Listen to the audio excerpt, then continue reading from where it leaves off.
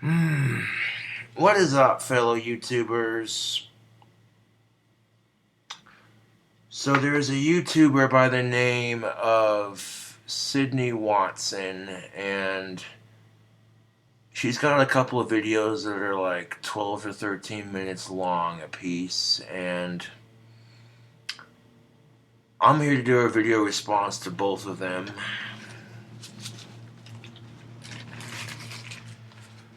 This first one, I'm kind of like, there were some good points, but overall I felt like it was kind of a stretch to make that point. You feel me, YouTube? And the second video I'll respond to, she made a lot more good points and actually shows you a perfect example of... The second video shows you a perfect example of how feminazi works, and we'll get to that here in a bit, but this is not an attack video by any means. This is just a response video from a male's perspective. Now the first video we're going to do a response to, we'll make both responses into like one long video. How that sounds? Does that sound good, YouTube? Alright.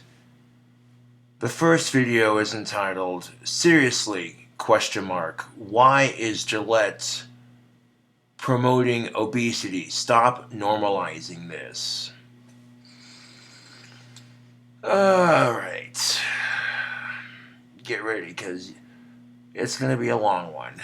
And imagine if I made a video titled that. People everywhere would call me a sexist, chauvinistic asshole, typical male, blah, blah, blah. They would go on this fucking spew about how every woman's created beautifully, blah, blah, blah. But a woman makes a video entitled this, and you're like,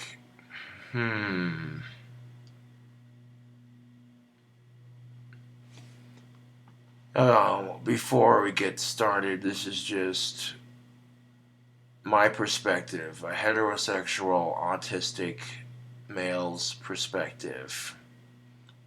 I have Asperger's, by the way. It's not low functioning, it's high functioning. And the biggest difference between high functioning autism and low functioning autism is most low functioning autistics cannot control their temper at all. Like, there's nothing. They have to be placed into special environments, and that, you know what I'm saying? I lose my temper from time to time, just like the rest of us, but I'm able to control it. At least I'm working on controlling it. But that's off topic. Just wanted to get that out of the way real quick. Alright. So I don't know if you guys have noticed, but it seems like there's this trend at the moment where businesses and ad campaigns basically try to promote body positivity. Yes, I've noticed this trend. There's nothing wrong with it. Everyone comes in different shapes and sizes, and Seems fair, right? it does, yes. Haha, wrong. And how is it not fair? Seriously. It's good to hear from a female's perspective, so... Okay, Sydney Watson, enlighten me. How is it not fair? How is body positivity not fair? doing so most of the time, all they end up really doing is promoting obesity. Wait, what? Okay, so you're saying that body positivity is not fair because it's promoting obesity. I mean... what? Like, I'm not trying to be mean, but okay, this is interesting because of the fashion industry making this douchey decision that women had to be super skinny, look like skeletons walking down the catwalk. All of a sudden, women everywhere felt extremely self-conscious about their body. And as a result of that, curvy women started stepping out, posting pictures of themselves on social media. A former female classmate of mine posted a picture on social media of herself in a bra and panties wearing her hair in some braids on either side. And it was a very tasteful photo. And the comment she wrote, the caption, the photo was, "I'm not ashamed of my curves." And it got a lot of positive response on social media, which is good. However, when I recognized the photo in a chat room, I saw a lot of people just picking her apart, and I'm like, you people are fucking stupid. It's a very gorgeous and very photogenic woman with a very positive body image message type thing. And a lot of it just sounded like jealous females. But, yeah, I'd be curious to see your take on this, Miss Sydney, who is from Australia, in case you didn't notice the Australian accent, eh? Oh, she's a Shayla. Nothing wrong with it. I'm just having some fun. But, anyways. Because, like, why not? A notable example that some of you might remember was when Cosmopolitan put a very overweight model on the front cover of their magazine. So her first example of why body positivity is unfair and that it promotes obesity is Cosmopolitan putting a heavyset woman on their magazine. Okay. I'm going to try to break this down for you, YouTube, as simply as I can. I have a bowl of pipe tobacco ready to go. Heavyset people who have been heavyset their entire life have been bullied, ridiculed, teased, looked at, or seen as gross, you know. And the truth of it is, not every guy wants the perfect, curvy, what have you. Some guys are into heavier women, and there's nothing wrong with that. I think that's awesome. So just because you encounter a couple guys that aren't into fat chicks doesn't mean they're all like that. You know what I'm saying? That being said, ladies, I don't want to hear any excuses on the dating scene. No excuses. No excuses. I'm just saying, if I may be real for a second, you think to yourself, oh, I'm too fat, I'm never going to find someone. Fuck that. Ladies, get yourself a man who loves to cook and loves fat women. I guarantee you'll never be unhappy. And he'll take care of you. Eh? That being said, I think the reason why Cosmopolitan did that was to, try to make fat people feel less ashamed of themselves.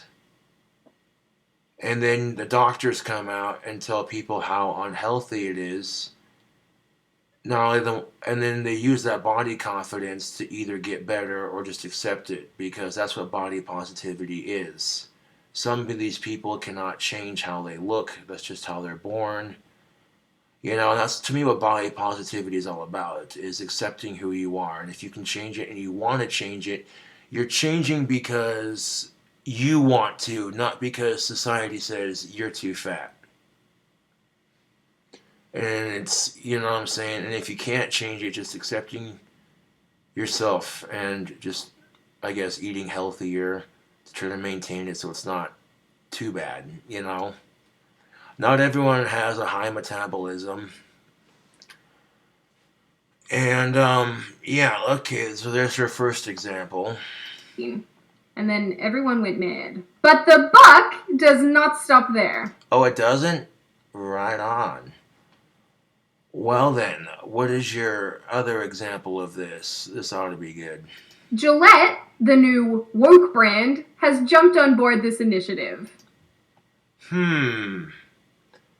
Okay, for those of you who are unaware, Gillette came out recently with a heavier set woman to advertise for their company, which is Marketing Genius. The biggest complaint I hear a lot of women make is, I'm sick and tired of companies designing products for women using overly attractive women. It's an unfair representation. And they do that, YouTube, because it makes less attractive women think, oh, if I buy that product, I'll be attractive like her. It's shallow marketing, but it works. And they do it to men too. With the Gillette commercials, they'll show some chiseled, ripped dude shaving his face like it's the best shave a man can get.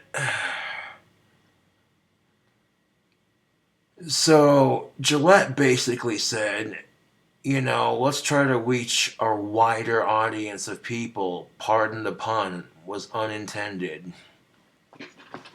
There's some mom in her 40s. She's got stretch marks and a couple of pounds of baby fat, which is perfectly normal, nothing wrong with that. But maybe she feels self-conscious about the way she looks. And then she's scrolling through social media and she sees the Venus ad, and lo and behold, she's like, you know what, it could be worse. And if she's confident enough to be in her skin, then maybe I should be confident enough to be in mine. And then she's seeing Gillette saying, hey, you know what, we don't care what you look like. You got hair you want to remove, we got you covered. And then, of course, that jingle from the 90s pops saying, I'm your Venus. And then instinctively, she's going to want to buy that razor. It's marketing genius.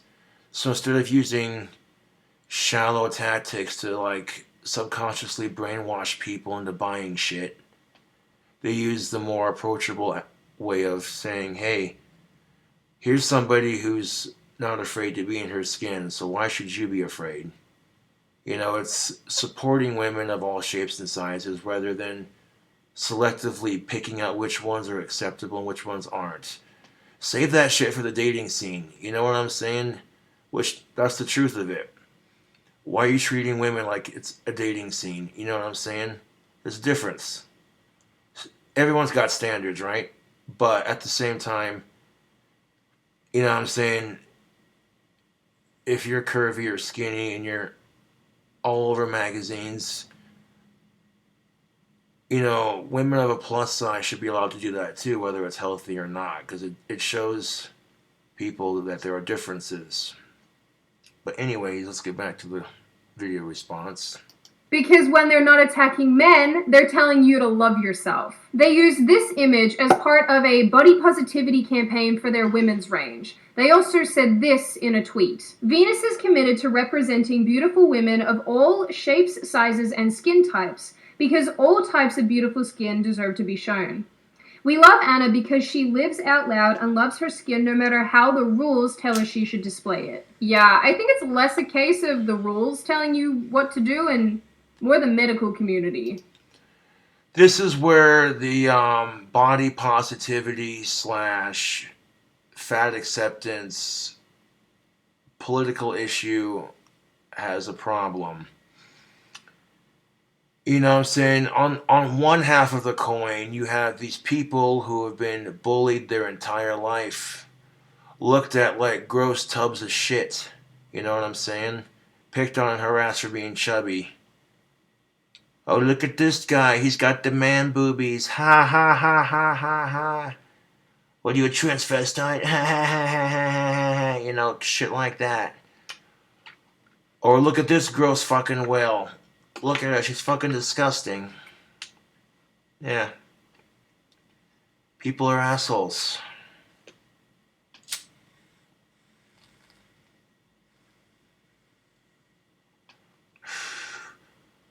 So their whole life, they're spending their life being ridiculed, told you're too fat. And here's the thing of it, and if I may be so brutally honest, Sydney Watson, if they would have used you for that Gillette ad, if they would have used yourself for that Gillette ad, there would have been several women complaining that, oh, this chick's too skinny, she doesn't represent all body types, blah, blah, blah. I'm not saying you're too skinny, I'm just saying. Because predictably, you're doing the same thing by complaining, saying that this woman on the ad is too fat, and you justify your jealousy by saying it's medically unhealthy. And I say jealousy because It's just women picking women apart as usual, right? And I imagine you eat healthy and you exercise. You actually probably do a lot to maintain your figure, and then you see a woman who's being praised for not trying hard at all, and the last tiny little thought, that tiny little thought in the back of your mind, you know what it says? Oh, fucking hell, another woman to compete with, and she doesn't even have to try? That's bullshit. That's the cold hard truth of it.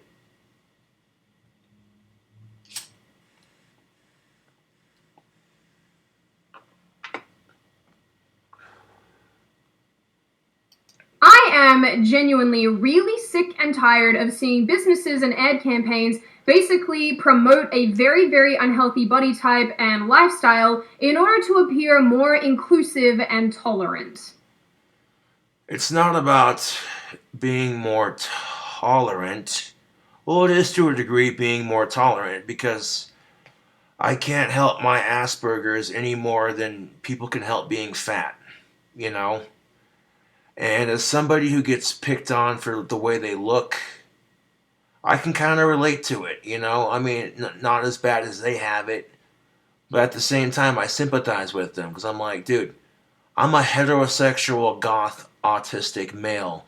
So when I wear the eye makeup and shit and I go to Walmart to do a little bit of shopping, people will murmur out the corner of their mouth, faggot, tranny, that dude looks gay.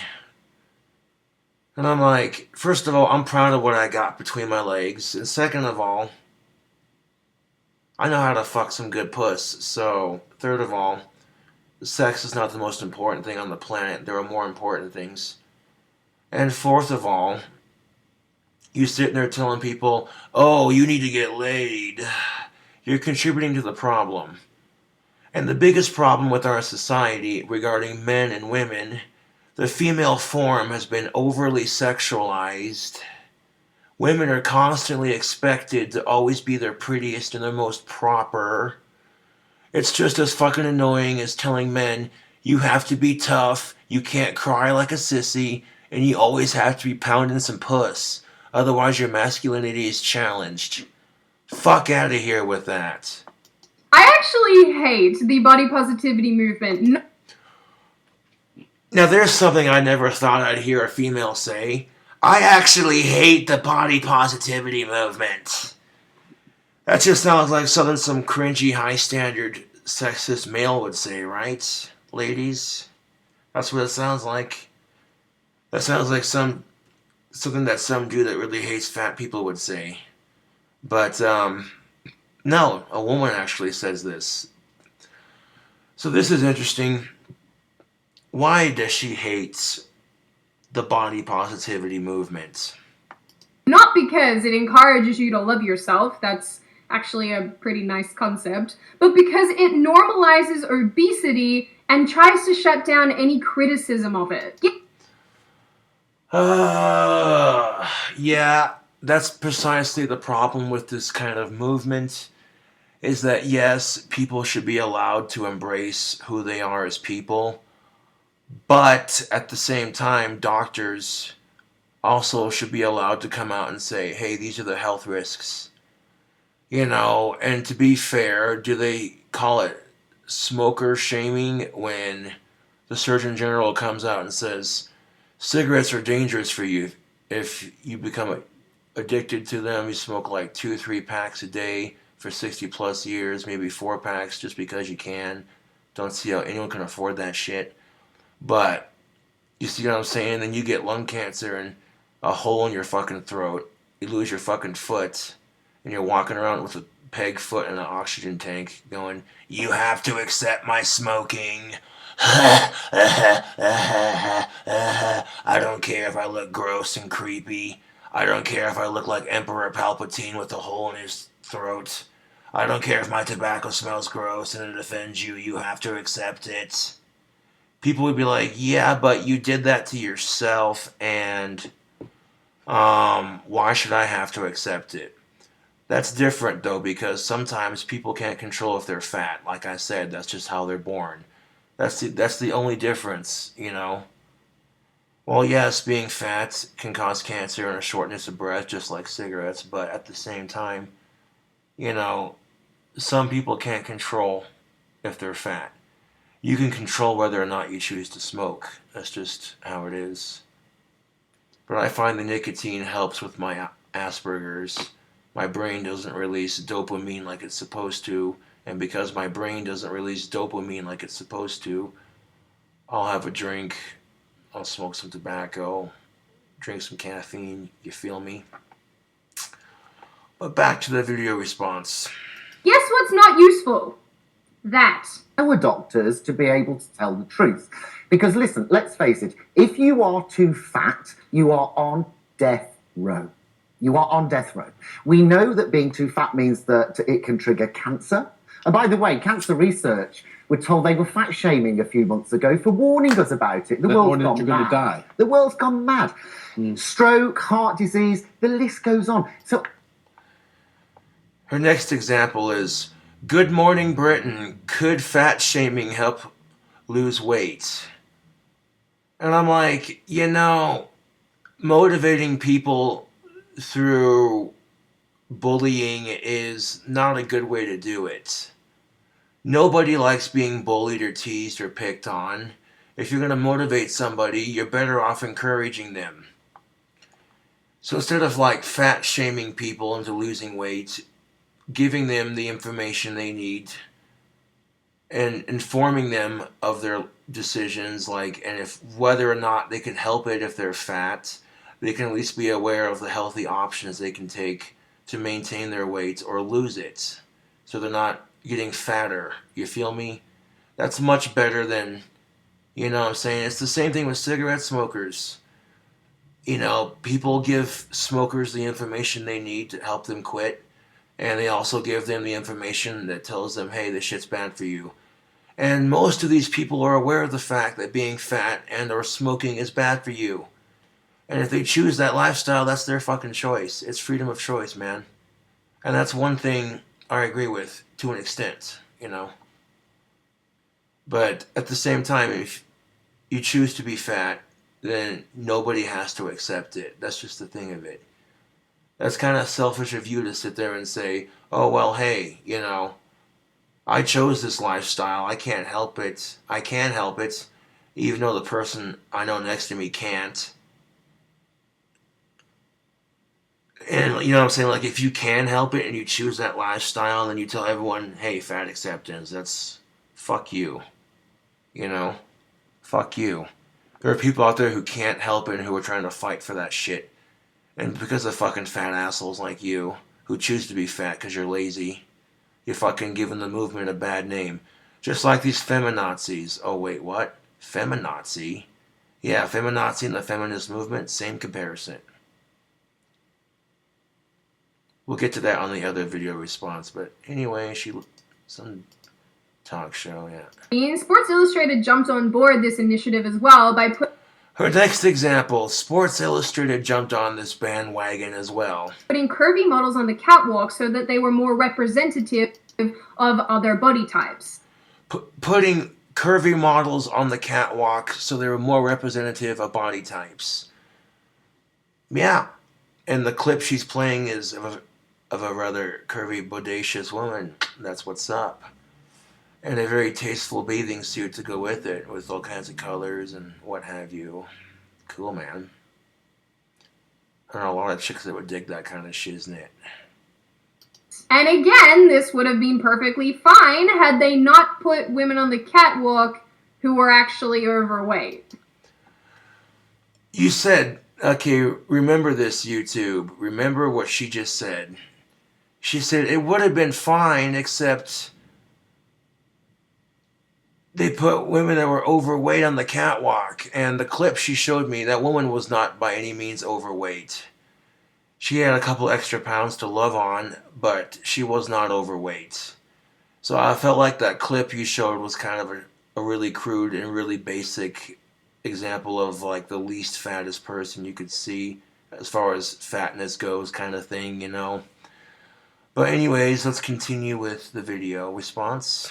Because let's remember, there's a really big difference between being curvy and being overweight. Yes, there is a big difference between being curvy and overweight. You're right. But the pictures you showed to demonstrate your points, again, I feel like a lot of people would look at the curvy photo and say, that chick's skinny. And I feel like a lot of people would look at the picture of the overweight chick and say, oh, that chick's curvy. Because here's the definition of reality for a second. Each person's definition of curvy and skinny and fat is different. You know what I'm saying? So who is anyone to say what's a normal body weight? I mean, and that's just the thing of it too. Like the picture you show of this fat chick is not even extremely obese. She's got a little bit of extra pounds to love on, but she's not like, you know what I'm saying? You look at the picture of this chick that she calls Curvy, and you can see she's got abs, and I'm like, I call that skinny myself, and I call the picture right next to it a couple extra pounds to love, but I wouldn't call that fat by any means. That's, yeah. But let's be clear for a hot second. Nobody's born like this. This is 100% the result of bad diet and lifestyle choices. She pulls up the picture of that Gillette ad again with that Venus model. And it's like I said, I kind of feel like if they would have used you for the Gillette ad, Sydney, if they would have used you for the Gillette ad, people would have said, oh, that chick's too skinny. She doesn't represent all body types, blah, blah, blah. And they would have picked you apart just like you're picking these people apart. And you justify your jealousy that they don't even have to try to a degree, and they're getting more attention for their bodies than you are. And some part of that bugs you a little bit. And what's so odd to me about all of this is that you have governments around the world basically trying to set up initiatives and campaigns to make sure that people actually lose weight and eat healthier. These campaigns encourage people to eat more fruit and vegetables. Australia has even floated the idea of a sugar tax. Actually, the UK actually has a sugar tax, and I'm pretty sure some states in America also have sugar taxes. I'm not laughing at Sydney. I'm laughing at sugar taxes. That is fucking great. Sugar taxes. Man, do you think raising the prices on cigarettes gets people to quit smoking? Most of the time, no, it doesn't. And junk food's no different. You put a tax on sugar because you're trying to encourage people to eat less of that crap and eat more healthy shit. I'm like, that doesn't work. If people are addicted to junk food, if people are addicted to sweets and junk food, they're going to pay for it anyway.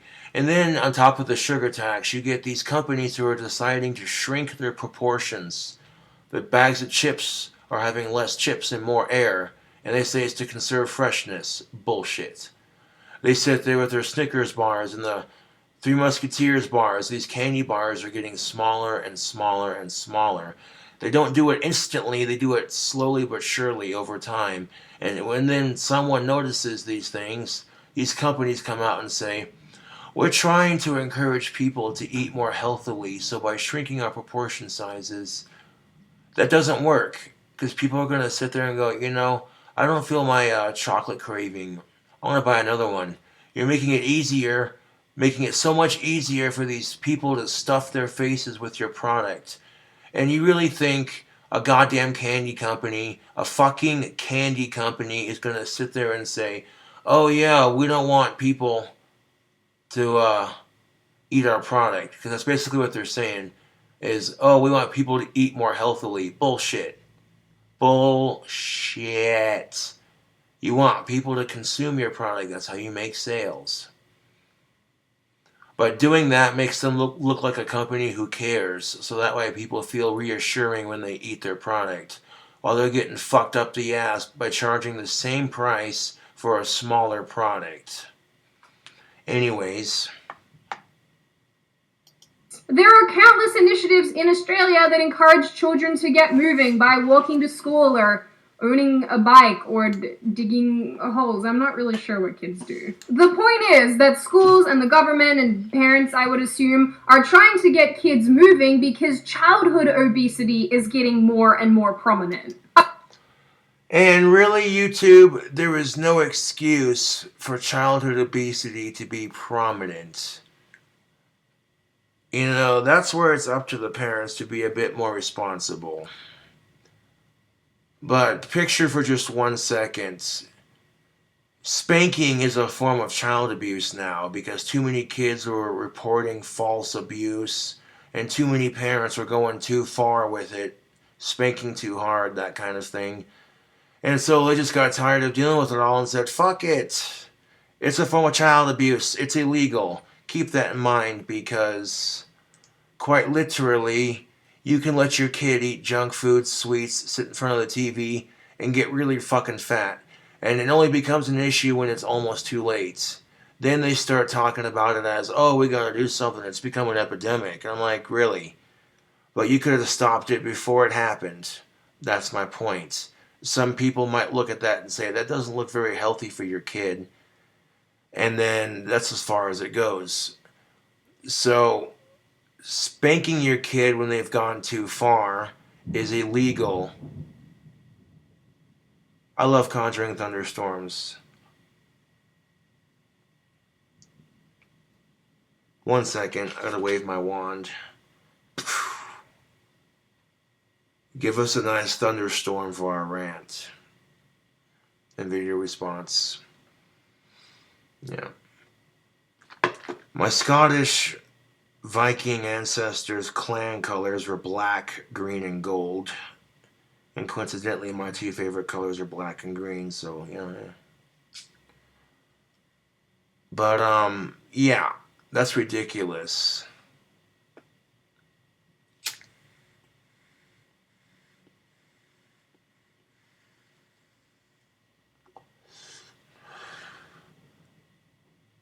Give me thunder, give me lightning, give me rain. I love playing with thunderstorms in the spring. Beautiful, YouTube.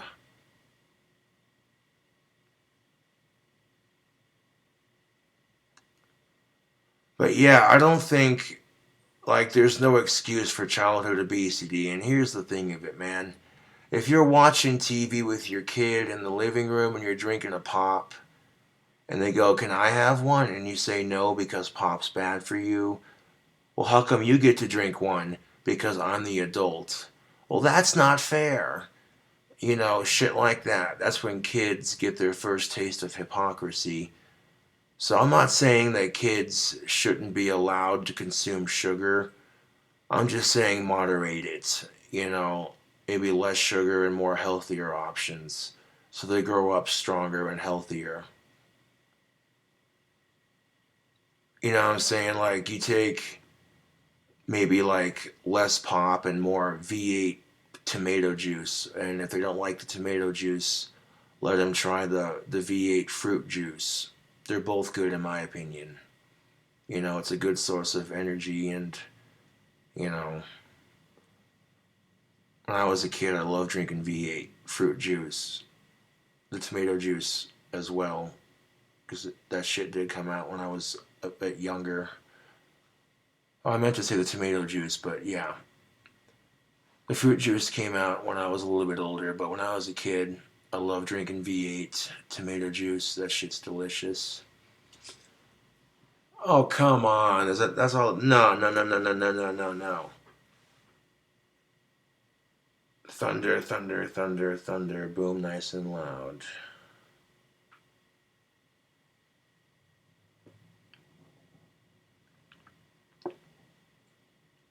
Yeah. So I feel like if you're going to use childhood obesity as an excuse, if you're going to use childhood obesity as an excuse to say why you don't support body positivity movements, that is a stretch and a half, dude. Because as I said before, body positivity is about accepting your body for what it is. If you can change it, then change it. But only change because you want to. Don't change because society says otherwise, you know? Across the board generally, this is a huge problem. Obesity is a massive, massive problem, and it's not going to abate anytime soon. Because regrettably, food is delicious. What?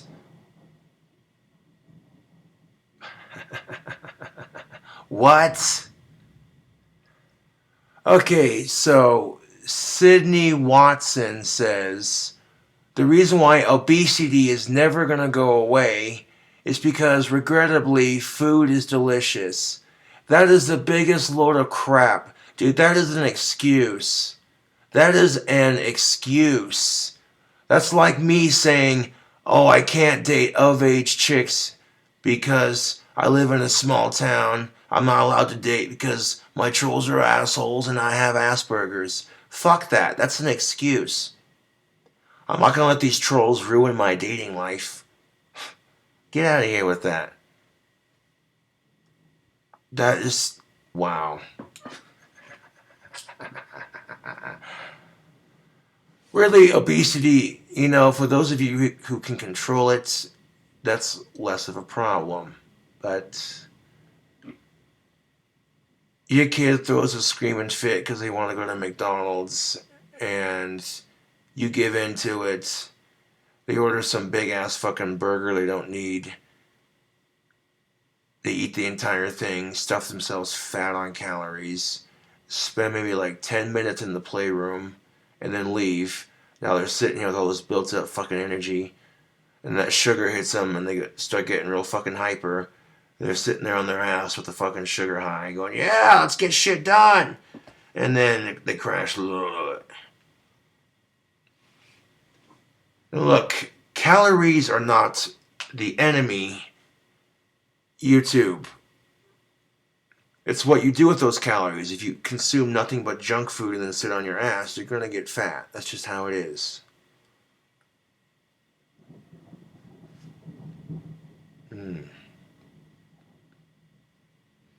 I love playing with thunderstorms. Quite fun.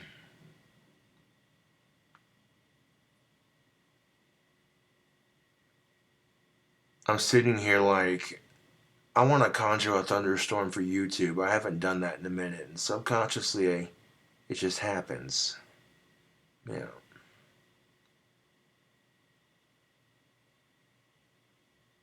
So yeah, it strikes me as odd that you have campaigns and initiatives over here encouraging people to lose weight, and then you have campaigns and initiatives on the other side putting very overweight people in the limelight and then basically saying, haha, look, body positivity. It doesn't make any sense.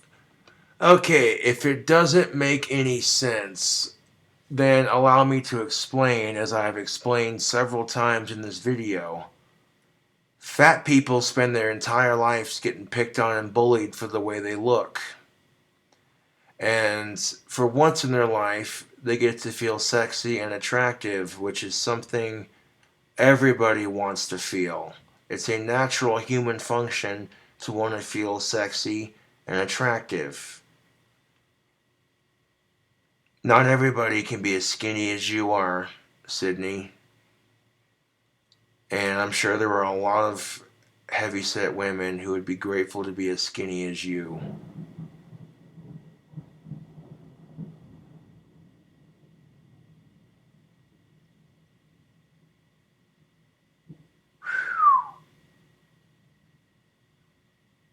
I love playing with thunderstorms. This is awesome. And because of that, and because Gillette wanted to appeal to a wider audience to sell their product, this is why we have it. Now, the reason why we have body positivity is because it's a way to motivate people to accept themselves or to lose weight without, you know what I'm saying, without being a dick about it. You know what I'm saying? And this is why we have the other half of the argument where doctors are saying, hey, these are the health consequences. You know what I'm saying? Because when it comes down to it, YouTube, what they're saying is it's okay if you're fat. Just, that's your choice, I guess. Some people can't help it. But if you want to maintain a lower weight or whatever, here's what you can do, kind of thing. Because that's just how it is, YouTube, and fucking A. One of many articles from last year covers this exact topic. Debate has erupted over whether obese models should be banned from fashion runways after doctors warned drastically overweight supermodels send health messages that are just as dangerous as those sent by models who are underweight. Now, this is one of those things where I'm like, it doesn't matter what you do. Women are always going to compare themselves to other women. So you could put some super skinny model on the cover of a magazine. You could put some curvy, healthy size model on a magazine. You could put some fat, morbidly obese woman on a cover of a magazine. It don't matter. And it's just how it is.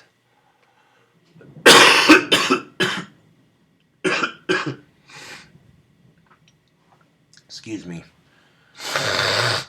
God damn it. Oh, sorry about that.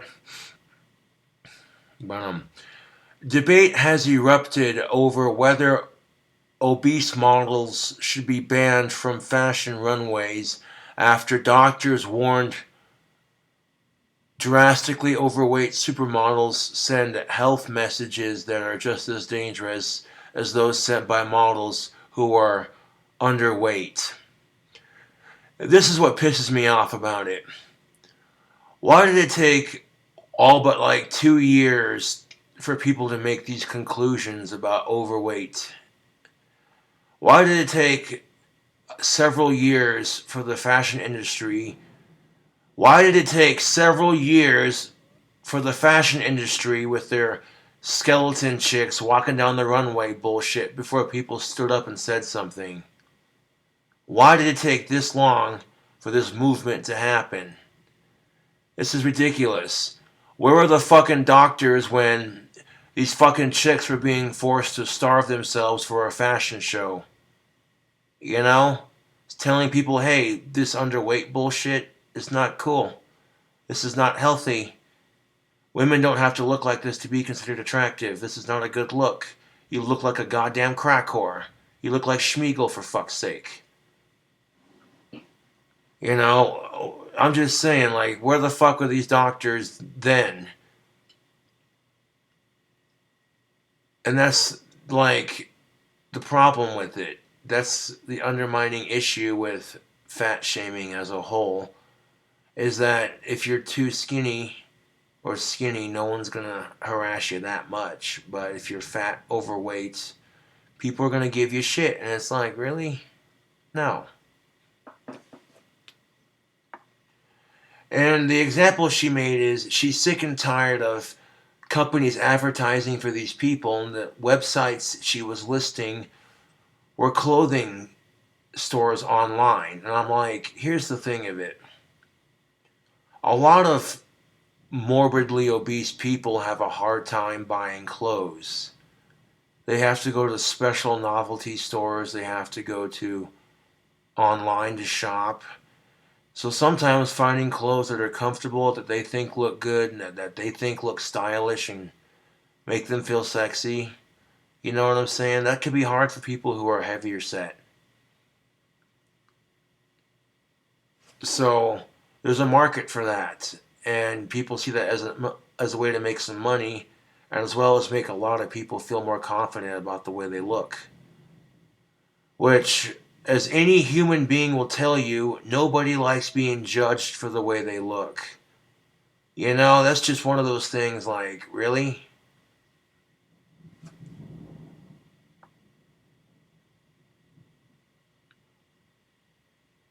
Thunder, thunder, thunder.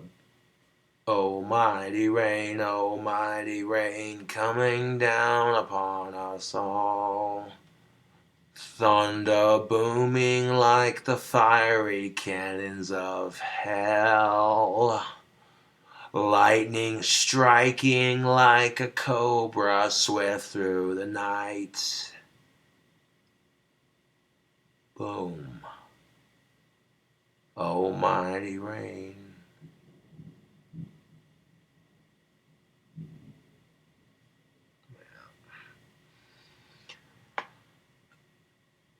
Now they're saying that, what else are they saying? That Dr. Brad Frankham fears that growing popularity of extremely overweight models is glorifying obesity, likening the use of what overweight models to advertisements for cigarettes. New South Wales top doctor Brad Frankham fears the growing popularity of extremely overweight models is glorifying obesity, likening the use of overweight models to advertisements with cigarettes. This doctor says that there is a fine line between being confident and promoting unhealthy messages.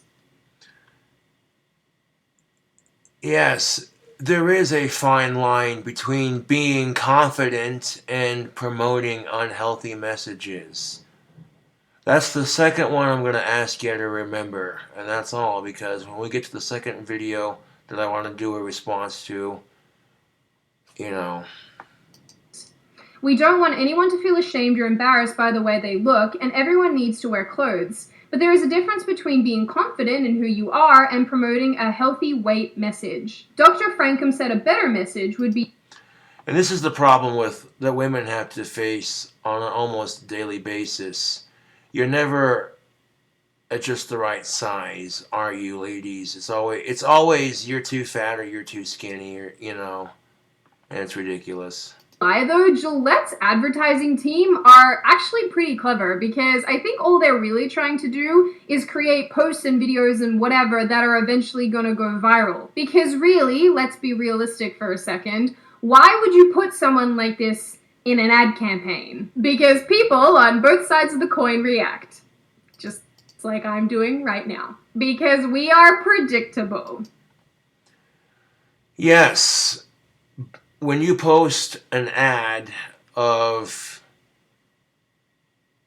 what is considered conventionally unattractive woman and use her to promote your product, you're trying to make other women feel sexier and confident. It's not... Well, that is part of it, because they want posts like that to go viral. And that's just the shock value of our society. What can we do to shock people next? So eventually you run out of things to shock people with. And it works, because it not only does it, so she's partly right on that part, at least, with the, you know what I'm saying? Because I've made another video already about this topic, I'm going to try not to repeat myself here, but I do want to reiterate the fact that there is a huge difference between healthy, normal, natural body types and being genuinely overweight. And believe me, I get it. Not everyone relates to or feels good looking at that size 6 model who's bouncing down the runway, which is understandable because human beings come in all shapes and sizes. Although that's the corniest line ever, it's actually true. However, there is a big difference between a pear-shaped body type who is bottom-heavy because of actual genetics and I eat my feelings. Oh, that was harsh. The interesting thing about... Yeah, you make jokes like that. You make your harsh little... Oh, that was harsh. There's a big difference between pear shape and I eat my feelings. Every human does this. I don't give a fuck who you are. Men and women do this shit. Okay?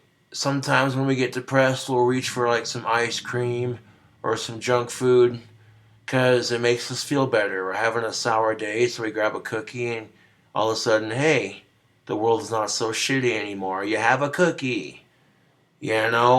Both sexes do this shit. Don't get it twisted. Women aren't the only ones that eat junk food when they're depressed. Men do it too. Oh yeah. Trust and believe that. You ever see a man get depressed? So you know what he does? He goes to his favorite bar, or a bar, whatever, orders a burger and a beer and some fries and some wings.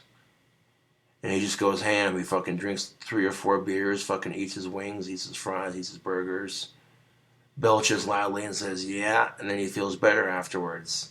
After 4 beers and delicious bar food, he doesn't feel so shitty anymore. He feels like, hey, you know, because even you said it, regrettably, food's delicious. This is while these ad campaigns try to make people feel better about themselves, it actually seems like they're having pretty deleterious effects on the general population.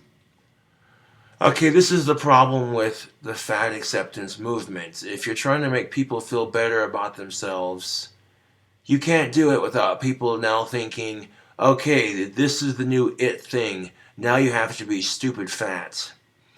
And Family Guy's newest episode, where Meg becomes a YouTube celebrity, paints a perfect example of these modern times and what I'm saying. And if you watch that episode, you know exactly what I'm talking about. What's up, yo? Refrigerator Meg here.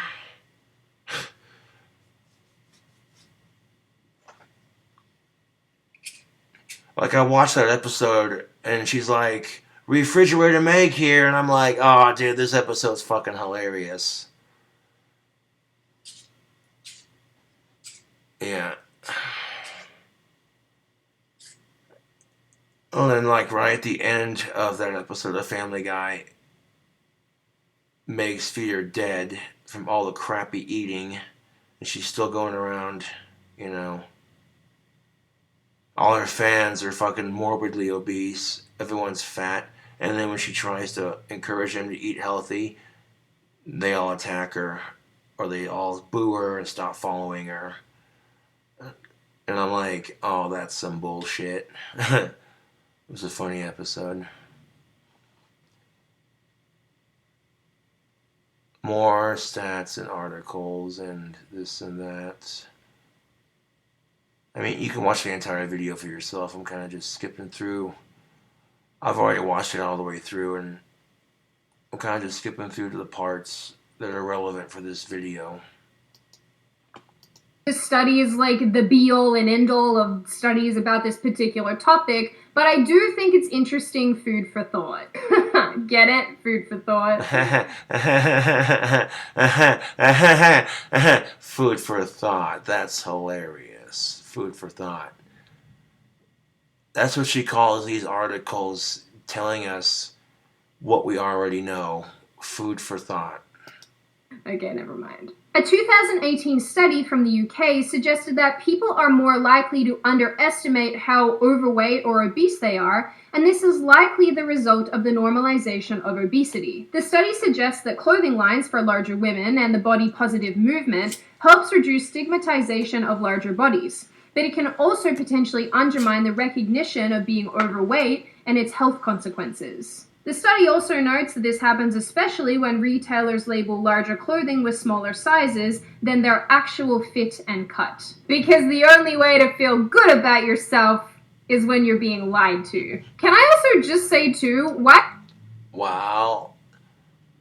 The only way to feel good about yourself is when you're being lied to. Oh, yeah, that's kind of... This is why when the woman will ask her man, hey honey, do these jeans make my ass look fat? And even though he wants to say yes, he says no because it makes her feel good.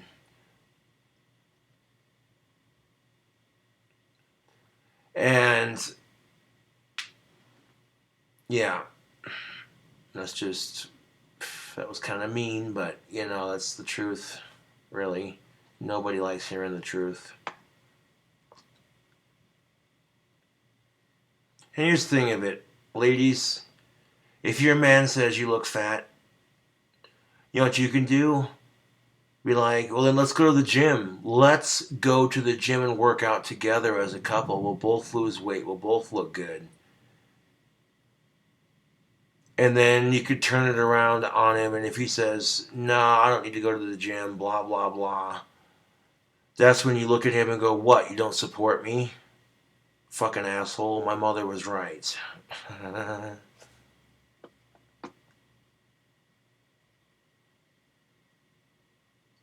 Why is it always obese women in these ad campaigns? Why is it always obese women in these campaigns? Where are the overweight men? Like, I'm not even kidding here. Have you ever seen a body positive movement for men? No, you do not see a body positive movement for men because society expects men to be hairy, gross, fat, disgusting, sex-crazed animals.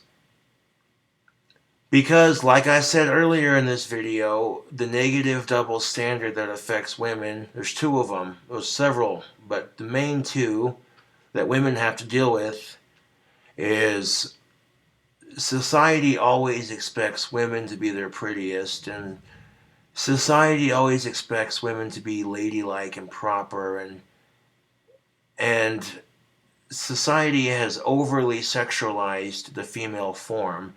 The consequences of these negative standards is that women are put underneath all this pressure to not be fat and disgusting, and no one cares if men are fat and disgusting. You know, that's just what it comes down to.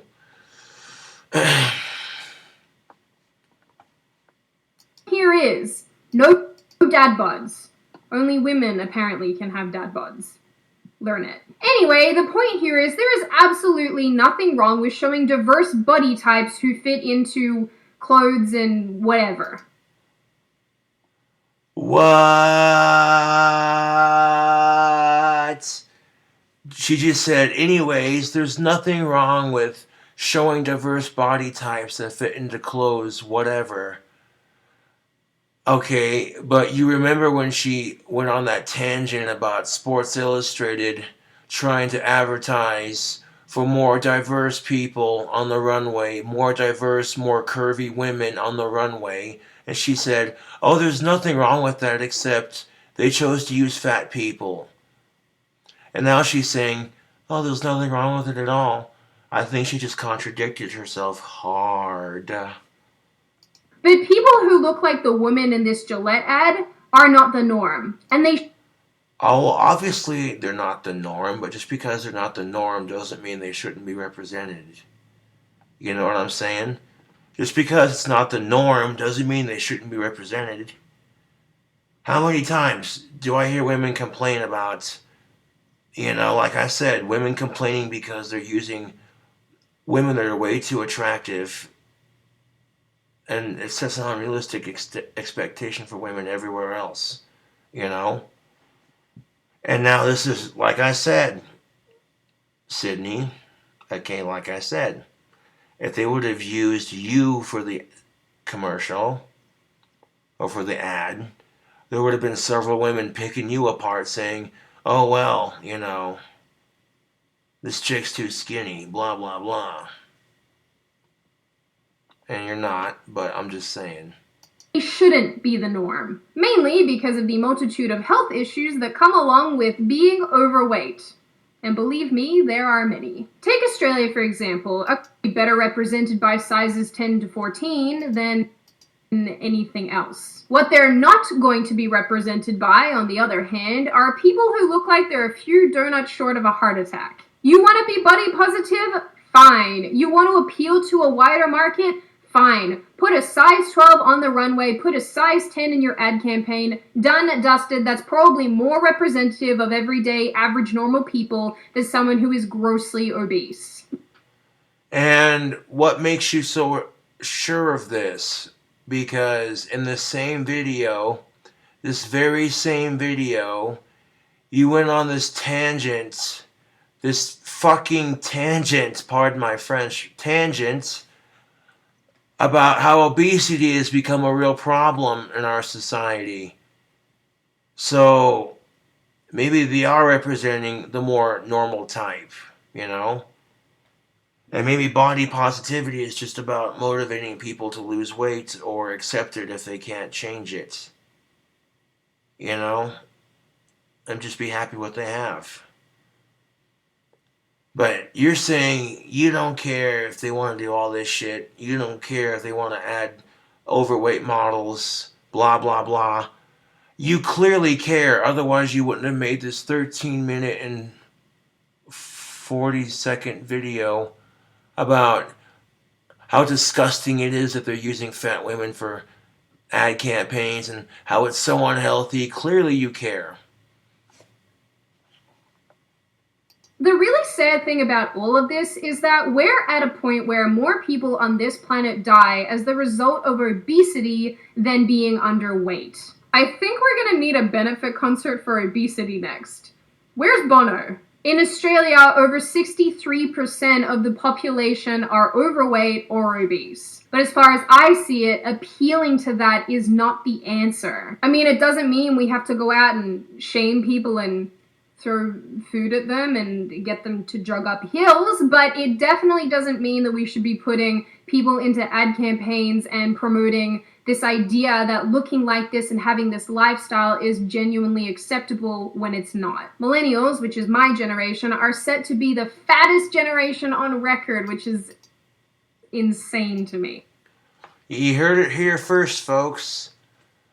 I guess millennials are the fattest generation on record.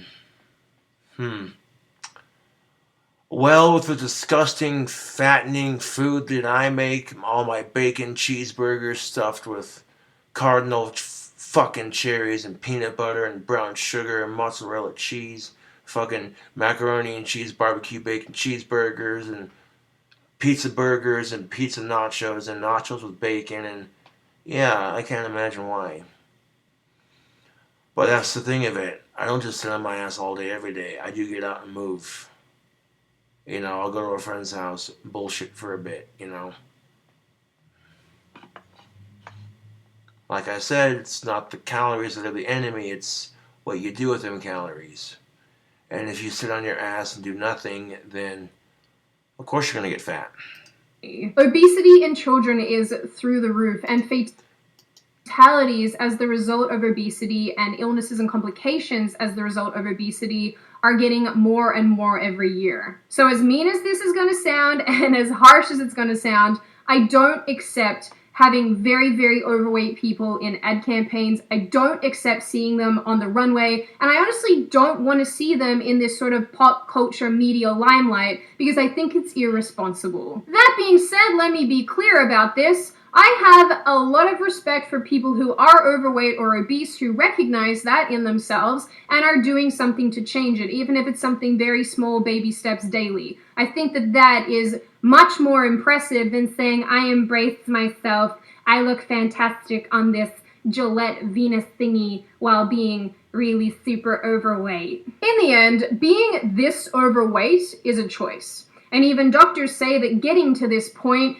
is the result of making the choice every day to not look after yourself, to not eat properly, to not work out, and so on and so forth. And this happens over years. At any point during the process, these people can pull back from it and fix what's happening to them, but they just don't. Looking like this and getting to this level of obesity actually requires effort. So in the end, unless you're someone who is overweight as the result of actual illnesses or complications and things like that, where it's actually out of your control, I have so much sympathy for those people. But if you're not in that category, then this is your own fault. And it really, really, really should not be something that we are promoting as a lifestyle to anyone. But at the end of the day, being obese is honestly something that's avoidable and something that should be inexcusable. And as far as I'm concerned, these ad campaigns, the body positivity thing, has a lot to answer for. So let me know in the comments what you think about this. Do you think I'm being super harsh, or do you think that these ad campaigns are actually really disastrous and will ultimately have really, really bad consequences? As always, if you like the video, hit subscribe and the thumbs up button. If you want to leave a comment, feel free to do so. Just don't be rude about it. And I will see you guys next time. Just don't be rude about it. Right after she made some of the comments that she made in this video, Don't be rude about it. uh, okay, that one was that one, but freaking. Then we got this one.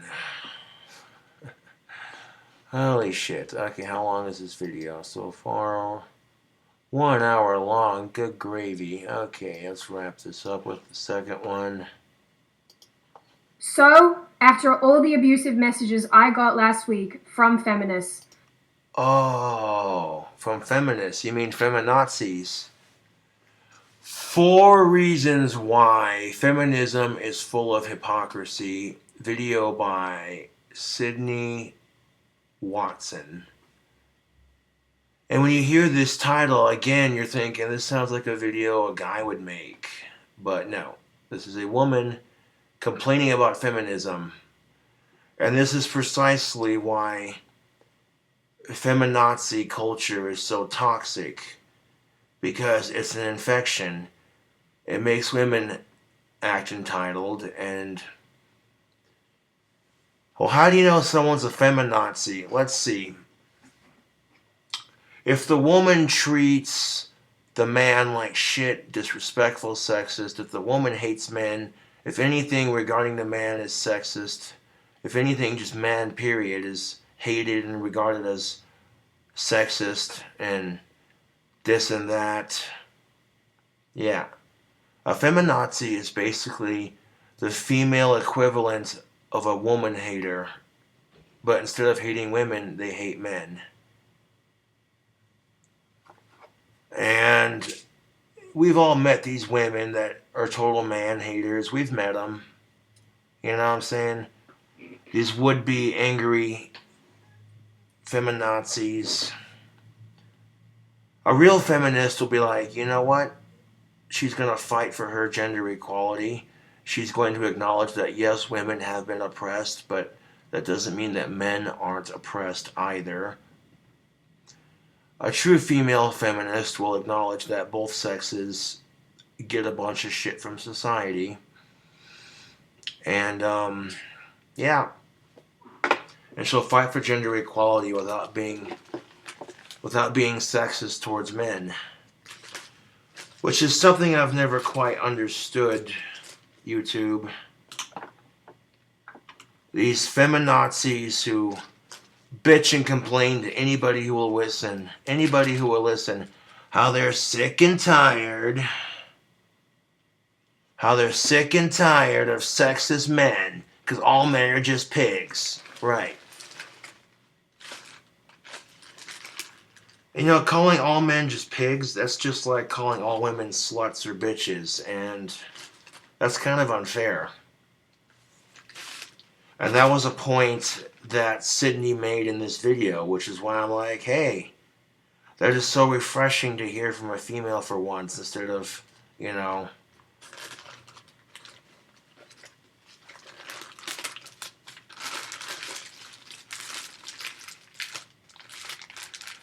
I mean, here's the thing of it though. If I made a video entitled, "Why is Gillette encouraging obesity? Stop normalizing this," people would look at me and go, well, you're a fucking asshole for picking on fat people.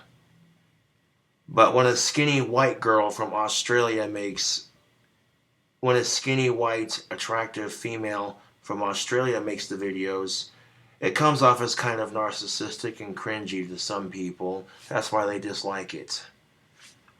Like, who the fuck is this chick to talk about these problems when she's never had to be ridiculed for the way she looks? Oh, wait. Every woman gets picked on for the way she looks. That's just human nature, unfortunately.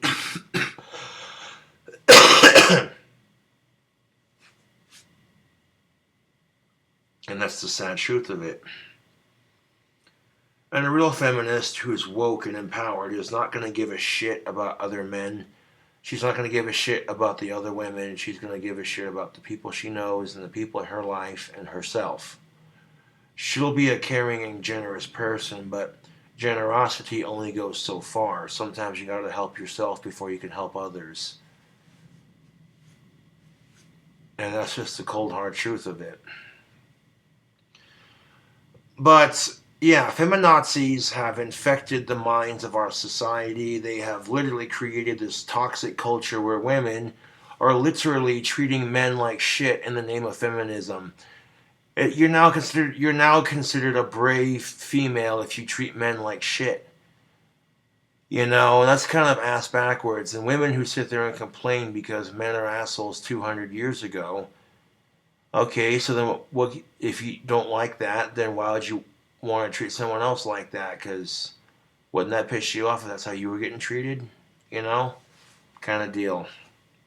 But yeah, fresh bowl of tobacco. It made me realize that I too want to be a feminist. I'm just kidding. That is never going to happen. So every time Sydney Watson says feminist, replace the word feminist with feminazi, and you start to notice a pattern. How feminazis are basically sexist females who hate men. That's just the simplest way to put it.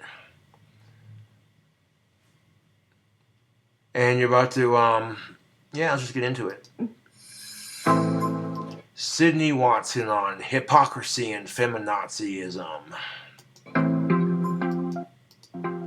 Considering that things are pretty crazy at the moment between men and women, I feel like it's a good time to recap all the stupidity that feminism has brought us this week.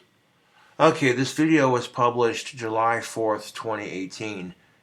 And to be quite simple, men and women hate each other right now. Why else would you see all these women who are constantly going on about how they don't need a man in their life, and then you see these men doing the men going on their own movement? You call me an ass for saying it, but it's the truth. Men and women hate each other. In the last 2 weeks, Australian brand Peter Alexander has come under fire for stocking its shelves with a t-shirt that reads, "Boys will be boys." Because, what else would boys be? You know what? Forget I asked that. It's 2018. That's a pretty complicated question. Now, after a few people complained, the brand ended up removing the shirts from their stores and then issued an apology. One of the women who first complained said that the shirts were sexist and that they weren't appropriate. What? Okay, hold on a second. There was a clothing store in Australia that had a shirt entitled with the slogan on the front, "Boys will be boys." Several people, mainly women, mostly women, complained that the shirt was sexist, and the store removed the shirt and issued an apology. Keep that in mind. Yes, really. Sexist. What is interesting to me about this statement is that someone took offense to the term "boys will be boys," a simple term that's been used for decades to describe boys doing boyish things, which to me would mean like playing in the dirt and eating rocks and all that kind of stuff. It is incredibly interesting to me that somebody would take a phrase like that, an innocent phrase, a phrase that doesn't mean anything offensive, and turn it into something ugly. Yeah, it's sexist to say that boys will be boys because, boys. We're talking about men, therefore it's sexist. Yeah, Sydney, it's sexist because any mention of men makes it sexist. That right there is not a feminist attitude. That is a feminazi attitude. Any mention of boys, men, or dudes makes it sexist automatically. That right there is the primary core of what a lot of these psychotic feminazi types believe. Now, a couple months ago, someone complained about a shirt that was stocked in Target. Another shirt. This time it's in Target, Australia. Let's see what it's all about. The shirt was for little girls, and the shirt read, "Girls are smarter." For those of us that speak English and live on planet Earth, the inference is that girls are smarter than boys. Yep. So Target Australia had a shirt for little girls that said, "Girls are smarter." And what they're saying on that shirt is, girls are smarter than boys. So that shirt was a lot more sexist and demeaning than the "Boys will be boys" shirt, for one. And two, I might add that a lot of our super geniuses that we've discovered in the past were mostly men. Albert Einstein, Stephen Hawking, to name just a couple. Not trying to be sexist, but I'm sure there's a lot of wicked smart females out there, but, society never gives them the chance because, And what I'm getting at is, yes, women will encounter double standards just as much as men. That is gender equality at its finest, realizing that men and women both face double standards. And when I'm seeing this pattern of women saying they don't need a man in their life, and then men going on their own movement, I like to make videos and then put a stop to that bullshit and help men and women understand each other just a little bit better. But then nobody takes it like that whenever I make a video about double standards or sexism or anything like that. It always gets met with this sort of attitude like, oh great, here we go again. The thing was that Target didn't see anything wrong with having this sort of message stuck on its apparel, and so when someone complained, this was their response. Hi, Jacob, thanks. Oh, and here's the best part of it. Now, if the female complaint, okay, this is an example of where women have more privilege than men sometimes, right? When women throw a pussy fit, they get what they want. I'm not going to call it a bitch fit because women don't like being called bitches. But here's the thing of it. This is why I have a lot of respect for women, because this right here just proves that women have more privilege on some things. So Jacob, a concerned Australian citizen and shopper at Target, saw the shirt that said girls are smarter and felt like that was being sexist towards men. And even though it didn't say girls were smarter than boys, it didn't have to, because that's exactly what the shirt was implying. So when Jacob writes to Target Australia to say, hey, could you remove the shirts, that's kind of, here's the message that Target Australia sends to Jacob. Hi, Jacob. Thanks for your comment. Our Lily Loves Velour print t-shirt is part of our women's youth range and was designed as a positive message to young women with no intention to cause offense to anyone. We appreciate you taking the time to raise your concerns. This whole battle of the sexes bullshit, I'm so fucking sick and tired of it. Anything you can do, I can do better. No, you can't. Yes, I can. Yeah, no, you can't. Yes, I can. Can. Fuck out of here with that. Now imagine for 1 second if Target Australia had put a shirt in their boys section that said, women are stupid and boys are stronger. Oh, trust and believe, that shirt would not last 5 minutes on the shelf. All it would take is from some angry, pissed off soccer mom to fucking walk by that shirt with her son and go, well, I am just appalled. Takes a picture of the shirt, sends a message to her friend, hey, saw this at Target, hashtag sexism, hashtag women's lib, I'm so pissed right now, blah, blah, blah, blah, blah, blah, blah, blah, blah, blah, blah, blah, blah, blah, blah, blah, blah, blah, blah. Then her and her friend fucking repost that message on social media. Next thing you know, everyone's triggered. Because women's issues are taken more seriously than men's. That's just how it is.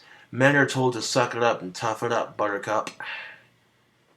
And if men try to bitch or complain about it, they get the argument of, yeah, well, your gender oppressed our gender for the last 200 plus years. Women didn't have the right to vote, so you get what's coming to you. And I'm like, oh, dude, come on. 2 wrongs don't make a right. For fuck's sake. For your comment. Our Lily Loves Velour print t-shirt is part of our women's youth range and was designed as a positive message to young women with no intention of causing offense to anyone. We appreciate you taking the time to raise your concerns. That's a nice sentiment. Poorly executed, but a nice sentiment. You know what? Yeah.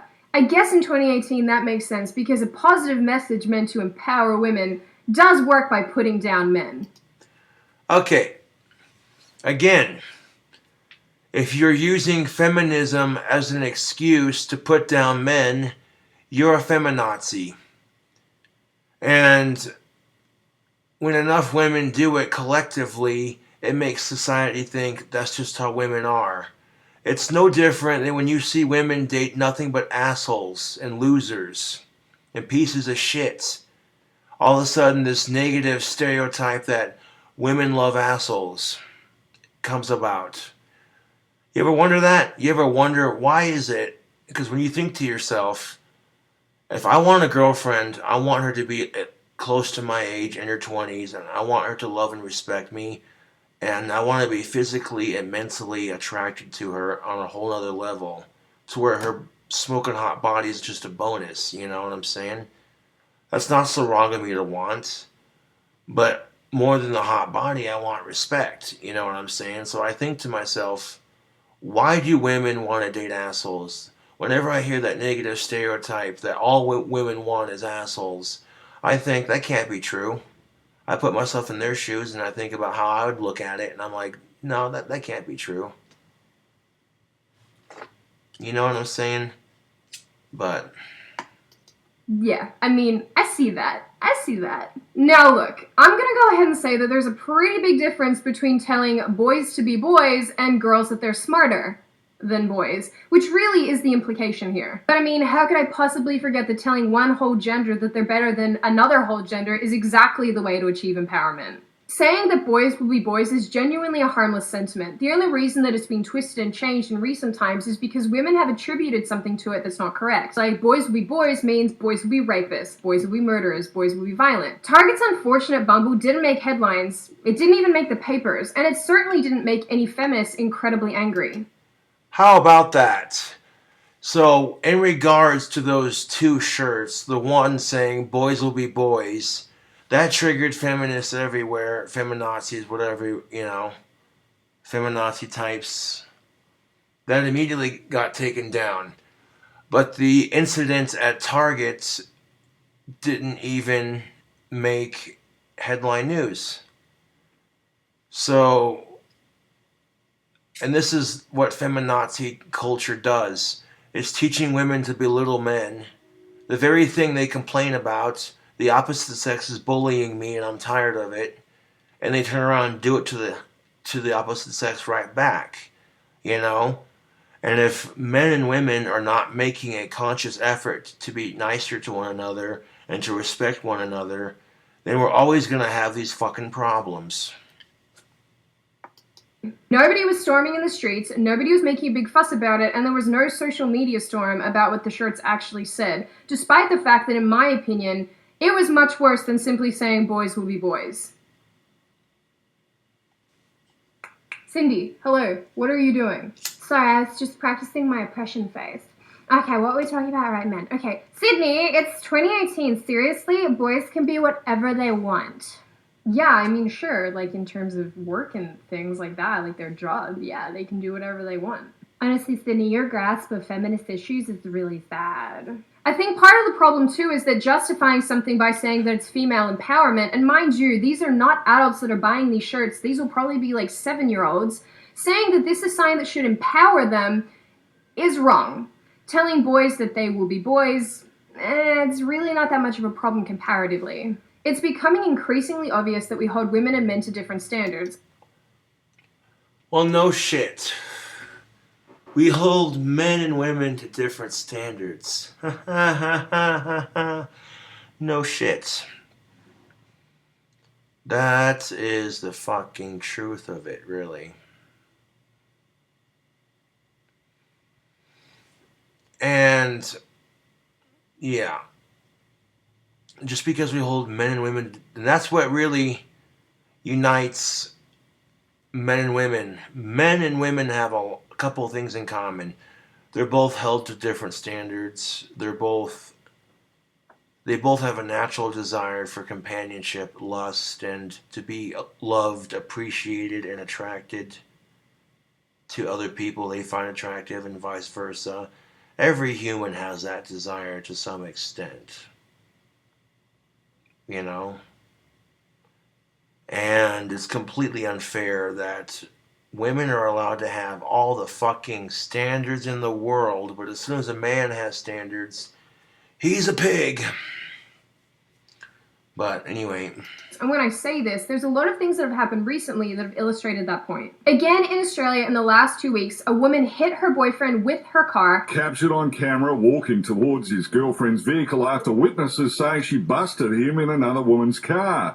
The girlfriend pulls out, then he is struck down. And okay, so in Australia, this news article, this woman caught her man cheating on her, busted him in another car with another woman, and when he tried to get out and walk towards her, she basically ran his ass over with the car.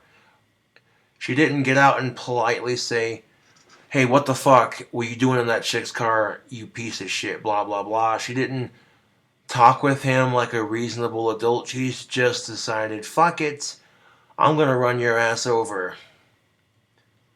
At some point, you have to realize that women are a lot more psychotic than men, and because they're allowed to be. pinned under her car. That man had allegedly cheated on the woman, and therefore there were a lot of women commenting and saying that her actions were justified and that the whole act itself was really funny. I mean, yeah, cool, that's not even mildly psychopathic. This is hilarious. I'd still be laughing if it were the other way around. Moral of the story is don't cheat. People leaving comments. She's now reading comments that other people have left on this particular story. A girlfriend tagged her boyfriend and then wrote, "See this? I'll do worse. I'll make sure you're dead." Oh, that sounds like a healthy relationship. No shit. We get this culture where if men cheat on women, they're ridiculed and picked to shit.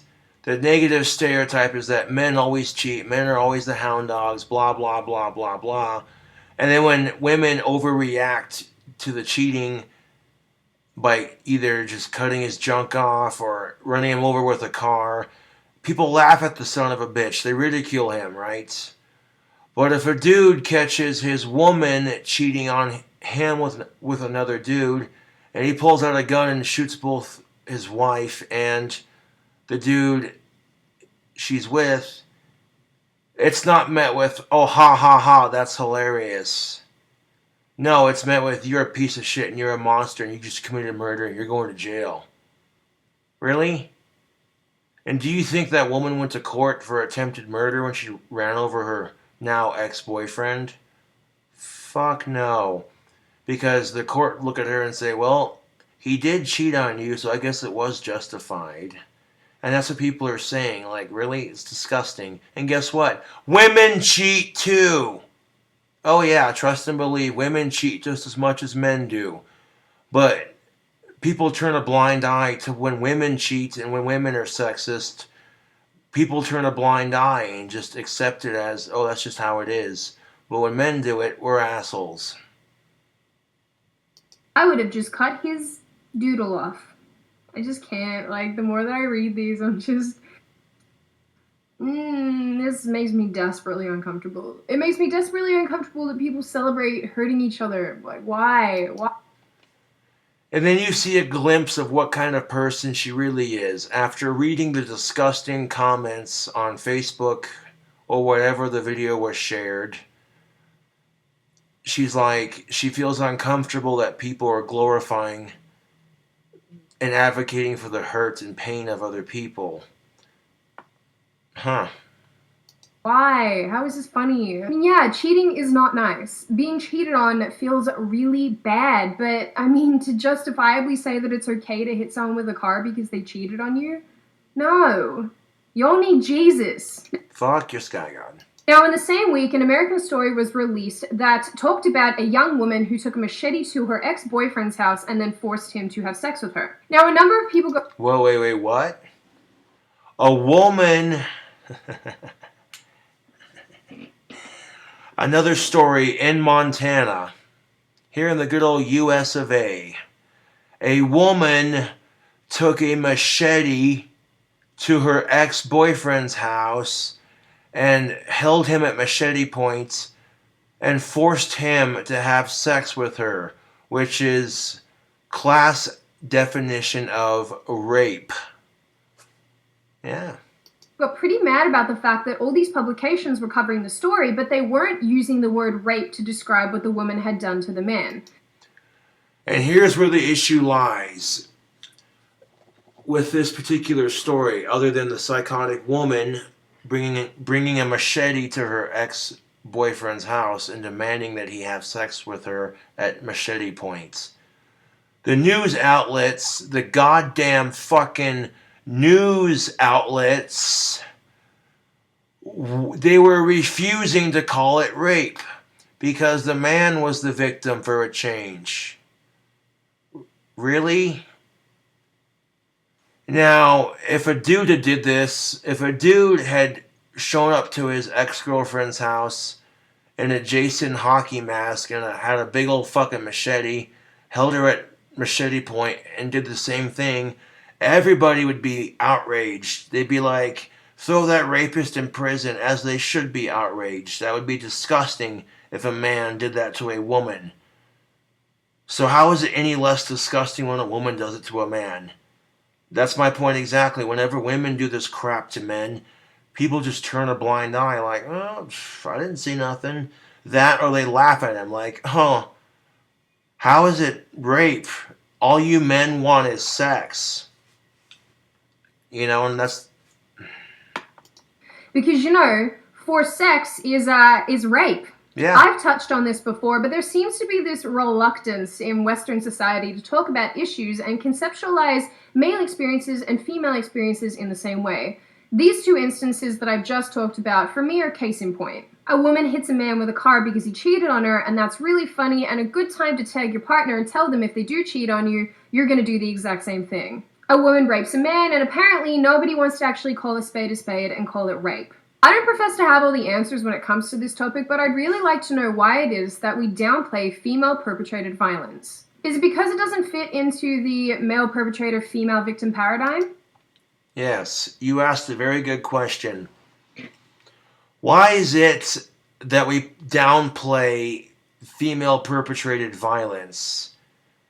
And she said, is it because it doesn't play into that stereotypical female victim, male dominant asshole bullshit? And the answer is yes, that's part of it. Or is it because society feels a need to shield women from criticism? And that's the other half of it. The reason why, when you watch TV shows like CSI, I talked about this in a recent Pipe Thoughts video, why 95, now this is something I've noticed, when you're watching the news, they choose to report on all the horrible shit that men do, all the wars we start, and then on the TV shows where 98% of the villains are played by males, it's designed to paint a negative image towards men and make them look like monsters when not all of us are like that. And the other half of it is exactly what you said, Sydney, because society feels like that women need to be shielded from criticism. Which is why you see a lot of people sticking up for women when it comes to the body positive movement, because it's not right to criticize these people and harass them. There's constructive criticism, like what the doctors are saying, like, hey, being morbidly obese comes with these health risks, blah, blah, blah. That's constructive criticism versus, oh, you're a disgusting fat slob, blah, blah, blah. That's just being mean. So that's the difference, really. And men are not shielded from criticism at all. You know, men are not shielded from that shit at all. And we've been in those relationships. We've all seen it, right?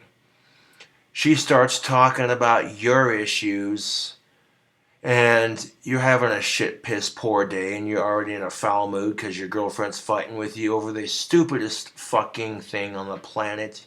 You're asking yourself, why the fuck is this even a fight? Why the fuck are we even having this conversation? So instead of overreacting, you simply say, all right, you want to talk about my issues? Let's talk about your fucking issues. And then she looks at you and says, we will discuss this later when you've calmed down. The fuck is that? You know, that's exactly my point. We place an awful lot of emphasis on talking about the experiences of women when it comes to violent acts like domestic violence and rape.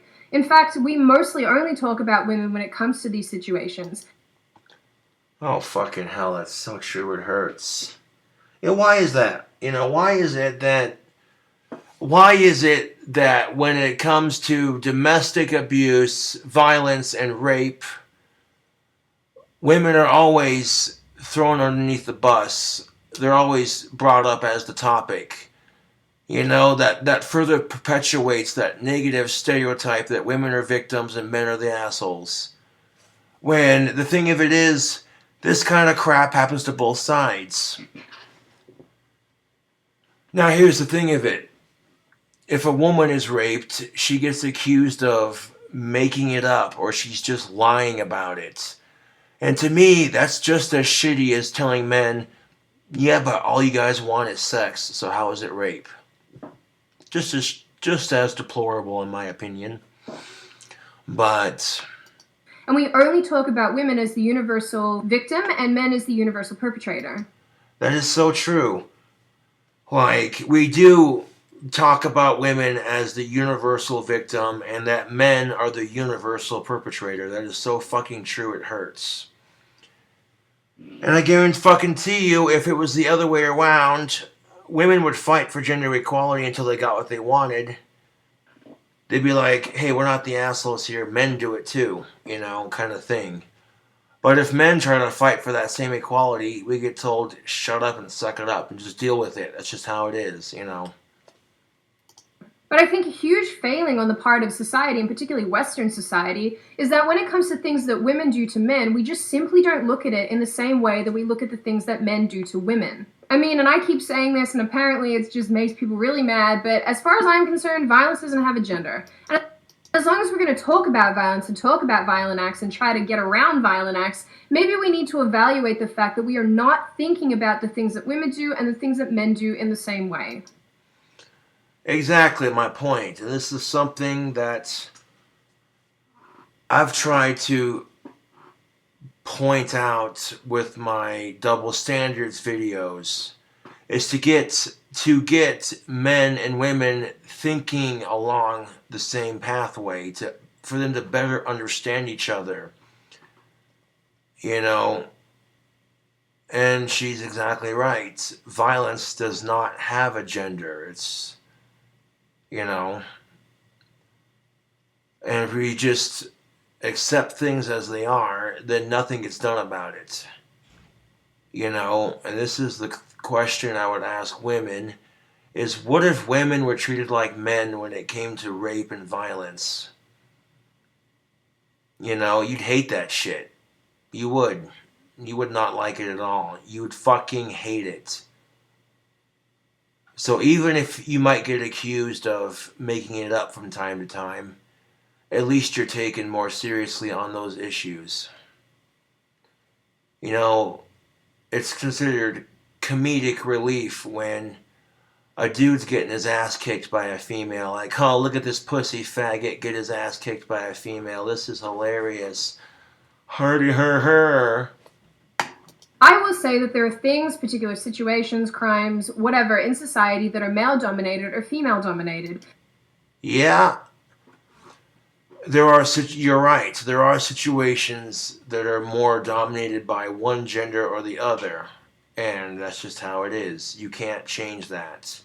There are going to be some things that are more male dominated. There are going to be some things that are more female dominated. You can't literally change that. That's just people's personal choice. That's how it is. But the problem is that we're just really not that interested in talking about the male experience at all. Some of the comments that people left in relation to the woman who raped her ex-boyfriend were pretty gross. Is it bad that I saw this and thought, hey, good for her, LMAO? We're in a social climate right now where women have been through so much, and if they want to take a machete and rape a dude every now and then, all the power to them. They literally create life. I think they should get a pass sometimes, lol. To be honest, I'm really not surprised. Oh, yeah. That comment was pretty disgusting. Now, in regards to the psychotic woman bringing a machete to rape her ex-boyfriend at his house, again, just like the woman who used her car to hit her boyfriend for cheating on her, the comments for this story are no better. One woman comments, "We're in a social climate right now where women have been through so much shit, and if they want to take a machete and rape a dude every now and then, all the power to them. They literally create life. I think they should get a pass sometimes, LOL." If you're referring to giving birth to babies, guess what? You need the boy for that too, you dumb cunt. You need your boyfriend for that too, because it takes two to make a baby, you dumb shit.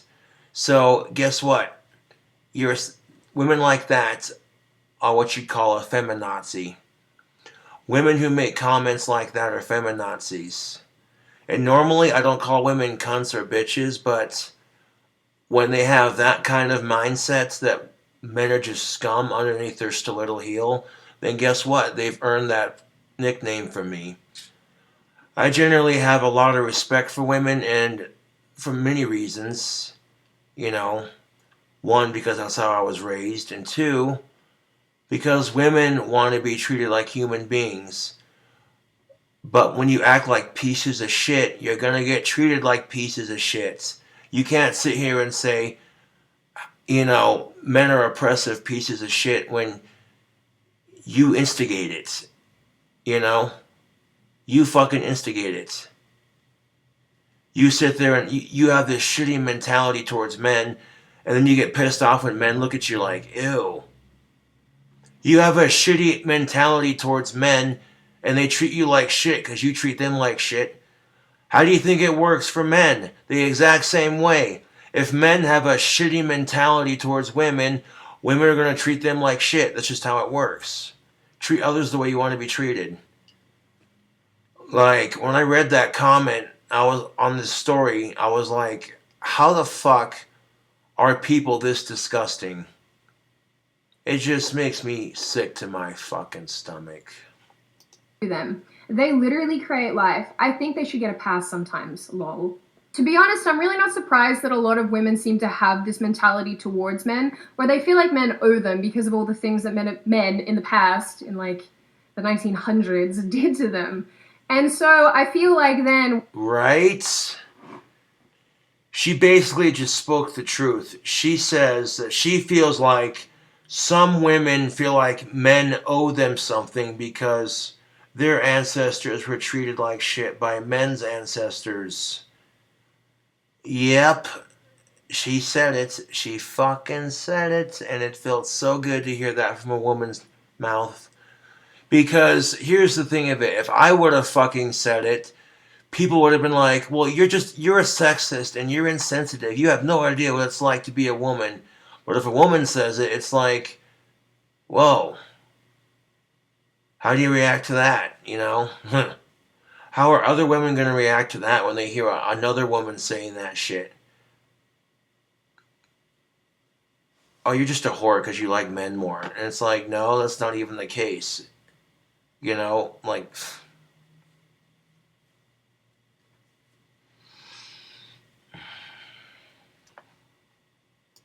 we're actually just setting ourselves up to have these sort of situations happen, and people really not take them that seriously. In a lot of ways, we're basically just saying, well, guys, kind of suck it up and take it, because basically you've done a lot of horrible things to women, and therefore you deserve what you're getting. Yeah, you deserve to be raped at machete point. You deserve that.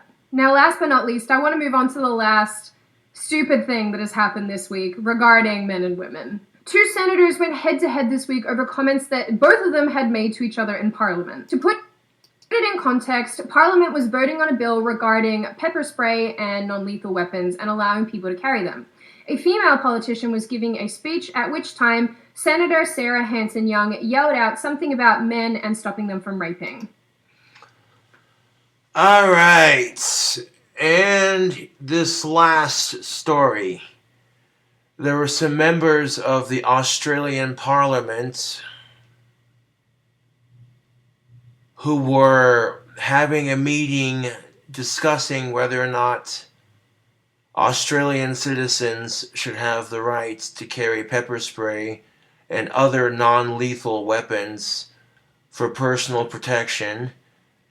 A female was giving this speech, at which point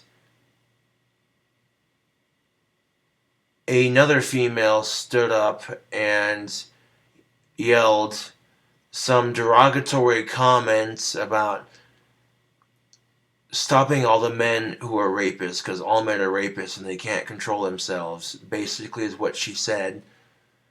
And when that level of ignorance comes from a woman, the response is golden. One of the male parliament members heard that and was highly offended. Now imagine for a second, ladies, you get so tired of being called a bitch and a whore all the time. So whenever you hear a woman say all men are just rapists, how is that any different? But yeah, now that you have a context of what's about to happen, oh man. Another senator named David Leyonhjelm responded to Hanson-Young's comments and told her to stop shagging men. Ergo, I guess his point was that if all men are rapists, then why is she spending time getting physical with them? Dude,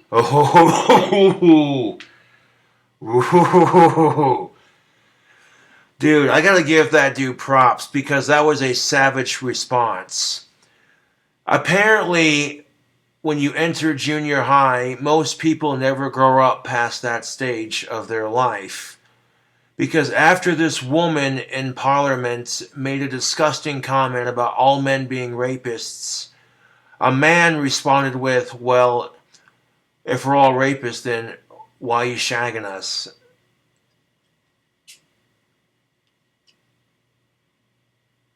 I'm like, dude, that is fucking savage. Like, hey, basically, if all men are rapists, then why are you spending time with them romantically? And, it was one person being immature and stereotypical, so another person responds with an even more immature answer, Just adults acting like children, women picking each other apart. Just our society for you, it's nothing new. But here's where it gets a little. The following result is that this started a media frenzy and a lot of whining on the part of Senator Hanson-Young, and basically they have asked for his resignation and him to apologize for his sexist slurs. Yep, another example of where women are starting to have more privilege. Now, instead of telling the woman senator, hey, sitting there calling all men rapists, that's uncalled for. You should apologize to him. And then you should apologize to her for what you said and make it an equal opportunity. Nope, they didn't even do that. They're making him apologize. They made him apologize for his sexist remarks and for the way he treated her. And they're making him they're trying to make him resign as politician. So, what the hell? Like, a woman makes a sexist comment about men in general, and when a man hears that, he responds, and immediately he's called the bigger asshole. And what it comes down to, YouTube, is women are allowed to defend themselves and stand up for themselves, but men aren't. Men are just supposed to fucking take it. Full disclosure, I don't actually have the clip from Parliament, so I can't actually verify what was said, but other politicians have stepped forward to say that she did say something basically relating to men as rapists, but I personally can't confirm her exact words. However, in other interviews, she has expressed opinions about men collectively. Okay, so the same politician that made that disgusting comment about men in general has expressed similar viewpoints in interviews, and Sydney Watson was kind enough to provide a clip of one of her interviews of this politician who was, Men cannot control themselves. So they're saying men cannot control themselves And deal with their own issues. It is not women's fault. This female politician is saying men cannot control themselves. They cannot deal with their own issues. It is not women's fault. That men behave like morons and like pigs. It's not women's fault that men behave like morons and pigs. No, you're right about that. But it's a two-way street. It takes two people to have a baby, and it takes two people to fight. Therefore, if you are completely trashing men and then refusing to acknowledge the part that women have had in this issue, then you're not fixing the problem of gender equality. You're only contributing to it. It's not really a problem. It's an issue that needs to be addressed in our society.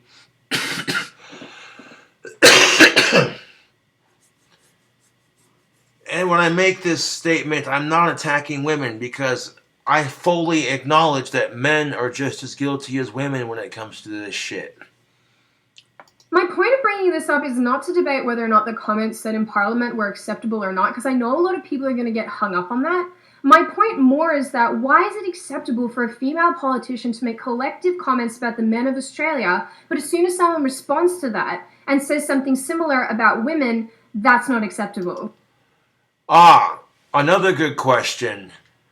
Sydney asked the question, why is it that when female politicians of Australia make derogatory comments about male politicians of Australia, no one says anything, but as soon as men do it, it's seen as an issue? That's true everywhere for the most part, especially here in the Western society. Women can make obnoxious comments about our asses and our bulges and our faces and our, whatever. The minute a man says nice boobs or nice ass towards a woman, she looks at him and says, "You're a pig." And that's, that's the problem you see everywhere. Women are allowed to make the most obnoxious comments about men and the way their bodies look, but as soon as a man does it, he's an asshole and he's a pig. You literally here have a representative of the people, some people, I'm not sure which people, saying things like men can't control themselves and men behave like pigs, and somehow that is perfectly justifiable, but it also reinforces the idea that we can say whatever we want about men, even if it's negative, especially if it's negative, and it's perfectly okay. However, I simply urge you just to replace the word men with women and then tell me if those comments are okay or not. Yeah, for real. For real. Because I can tell you for a fact, as far as everything else goes, they would not be. As far as I'm concerned, collectively calling men rapists is the same thing as saying that all women are sluts.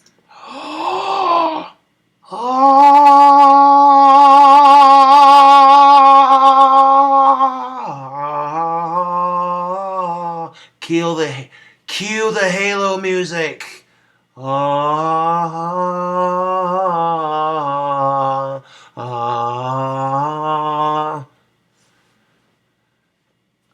Okay, Sydney just basically said calling all men rapists is no better than calling all women sluts. Do you know how refreshing it is to hear that from a female? Holy shit. Instead of this general attitude that a lot of women have lately, which is trash men, we're all pieces of shit. You know? I mean, the women I talk to have been very nice in person. You know what I'm saying? The women I've talked to have been very nice in person. However, you know, that's just the general attitude a lot of women have, and it's disgusting. It's not true, and it's not okay to say. She's like, it's not true, it's not okay to say. You're right. It absolutely 100%. This one you're right on. In the United States, people frequently tell Black Americans to... Oh, she had to bring race into it. Why did you have to? No, okay. Why did you have to bring race into it? Get off the plantation, meaning that stop acting like you're a slave, stop acting like you're still in the time when there were slaves, and let's get on and let's move past this. Ugh, dude, that I've never actually heard, to be fair, Sydney, I've never heard anyone tell an African American to get off the plantation and stop acting like a slave. I've never heard anyone say that. Okay, that's kind of... Ugh, dude.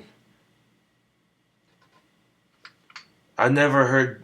Now, I've heard a lot of people call black people the N-word many times, and that really just... I don't like it, you know, because it makes white people look bad, and it's racist towards black people. You feel me? So I feel like that comparison was kind of unnecessary, but... I'd like to say the same thing to women. Women, get out of the kitchen. You're not a 1920s housewife. You're not fighting for basic human rights. No one is trying to subjugate you. So for goodness sake, get out of the kitchen. Get out of this kitchen mentality where you are the one that's being actively oppressed, because it is nonsense. We have this accepted double standard where it's perfectly okay to abuse men and say horrific things about men. But when the shoe's on the other foot and we're saying those same things about women, then it's not okay. She's basically saying what a lot of men have been saying. Stop with the kitchen mentality. Stop with this, oh, I'm an oppressed female, blah, blah, blah, bullshit. And she also acknowledged the double standard where we can belittle and treat men like shit. We can say whatever the fuck we want to men, especially if it's negative. We can criticize men all day, pick them apart. But as soon as the shoe's on the other foot, it's seen as sexist or insensitive. You know how refreshing it is to hear that from a female? You know, and a lot of women aren't like this. A lot of women aren't like that either. You know, not every woman is bitchy and self-entitled. A lot of women feel the same way. But again, you take the word feminism and replace it with feminazi when you watch 4 reasons why feminism is full of hypocrisy with the video made by Sydney Watson. You replace the word feminism in the video and in the title with feminazi, and as I have explained the feminazi movement before many times on my channel, you'll start to see a connection. I'm getting really sick of the argument that feminism is about equality, because feminism is not about equality. Okay, she says she's getting sick and tired about feminism being about equality. That's where I disagree with you. Feminism is about gender equality. You know, a lot of these women are still fighting for rights that they may not have.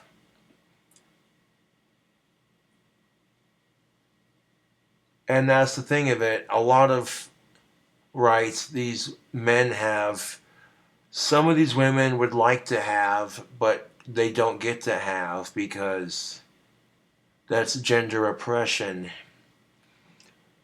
But what do you think? Okay, Sydney, what do you think feminism is about? Even the actual definition of feminism says that feminism is about elevating the rights of women's to that of men's. Well, hey guys, it is 2018 and all your rights. Okay, so if the definition of feminism is elevating the rights to be equal with men's, then it is about equality. You kind of contradicted yourself there again, but that's alright. Rights are elevated to the same level as men's. So let me just recap this because this is the truth. Feminism does not care about men. Feminism does not exist to help men. Feminazi, you mean? And therefore, it is very unsurprising to me when things are said about men and women are totally silent. But it also shows how you are total hypocrites. As soon as men's groups come forward and try to protect men against the horrible things that are being said against them, women scream and call them sexist. And you know what? It is ridiculous and it has to stop. Yes! Ooh, she's right. As soon as these groups for men come forward, started by men, to protect men from the disgusting shit that women say about men, women immediately scream about how sexist it is of them, and it is total hypocrisy. I agree with you 100%. Oh my god, this is awesome. Oh, yes. So my question is, at what point do we really stop ourselves and say that we need to call a spade and accept that this behavior is not acceptable on either side? Thank you. Exactly my point. Exactly my point. At what point do we stop ourselves and ask, why is this okay? We need to accept that this kind of behavior is not okay from either gender. Like, it's not okay for men to act like this, and it's not okay for women to act like this. I agree 100%. That you don't get to abuse people on either side or collectively talk about genders on either side. Really, we should just be expecting each other to be better. Treat each other better. Exactly what I've been saying the whole fucking time. We should not be. Exactly my point. We should be treating each other better instead of expecting each other to do this, and that, blah, blah, blah, blah, blah, blah, blah, blah, blah, blah, blah, blah, blah, blah. If you wouldn't accept disgusting behavior towards a woman, then why on earth would you accept that same behavior towards a man? Exactly my point. If you wouldn't accept the disgusting behavior towards women, why would you accept it towards your own sex? Exactly my point. You get the feminazi males too, believe me. Oh yeah, feminazi males exist. These kiss ass, these pussy kissers who are like constantly belittling men to appeal to women, you know. Men who are constantly belittling their own sex to make women feel happy. Yeah. And the same can be said for a true feminist or gender equalityist, I guess is what I call myself. That's exactly what I call myself, as a gender equalityist. But, Call it out. If you're gonna call it out on either side, you gotta call it out on both. yep. If you're going to call it out on either side, you do have to call it out on both. That's exactly what gender equality looks like. If you're going to be so quick to criticize what the other sex does or what men do, then call it out on the woman's side as well. I agree with that 100%. The last thing I want to say about all of this is, if you truly believe that women are all about, standing together and supporting one another, I really genuinely urge you to go and read the comments in the last video I posted on Facebook in particular, and go and read the comments from other women. And I'm going to assume most of them are feminists, or most of them just really aren't that educated. Go and read them, and then tell me how nice feminism is and how much feminism wants to create a united utopia. Go read them. I dare you. As always, if you like the video, hit subscribe. Okay. you claim that feminism is not about women supporting each other because, again, this is where feminazi culture has infected feminism as a movement. So instead of women uniting together and supporting each other, feminazism teaches women to victimize themselves, slut shame other women, and blame men for everything. And this is very toxic for women everywhere, YouTube. You know what I'm saying? This is incredibly toxic for women everywhere. This is not female empowerment. There's nothing empowering for women when it's victimizing yourself, slut-shaming other women, and blaming men for all of society's problems. Yeah, but who gives birth to men? Women do. So, guess what, women? If you hate men so much, blame yourselves for it. You give birth to them.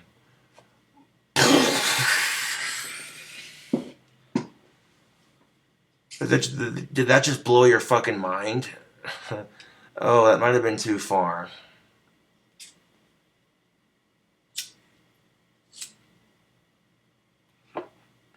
I'm just saying, you angry, pissed off feminazi cunts, you hate men so much, guess what? You give birth to them. That's your own damn fault. These feminazis who hate men so much, guess what? It's your fault men exist in this world. You know how it's your fault? Because your gender gives birth and mine doesn't. That's how it's your fault. So if you really want to bitch at how much you hate men, okay, I'm sorry, that was too far.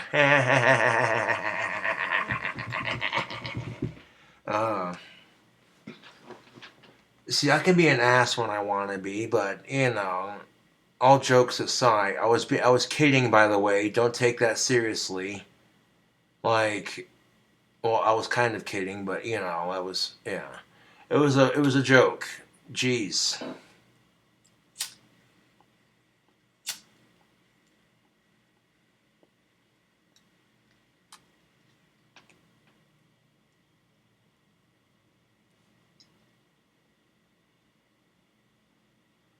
Alright, so, I'm like, I don't know how the fuck I want to close out this video. Maybe some, like, awesome-ass guitar playing, just, you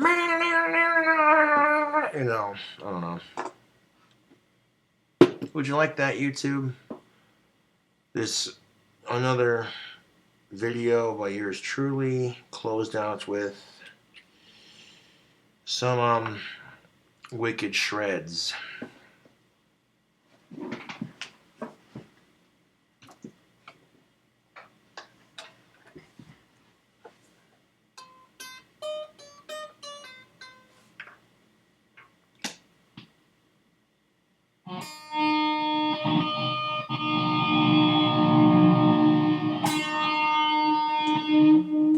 Yeah.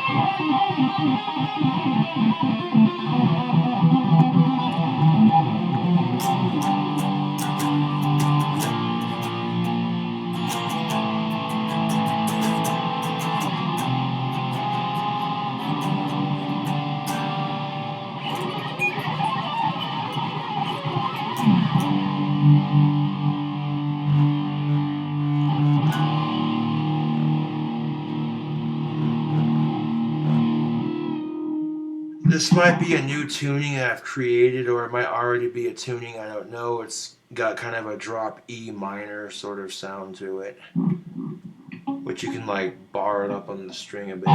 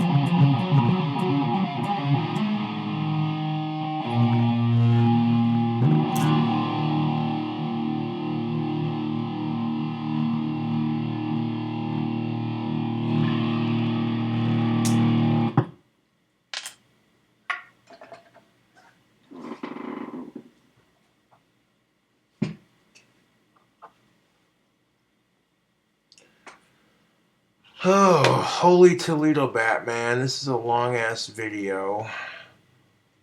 2-hour long video. There's your video response. Thanks for rocking out. I'll catch you later.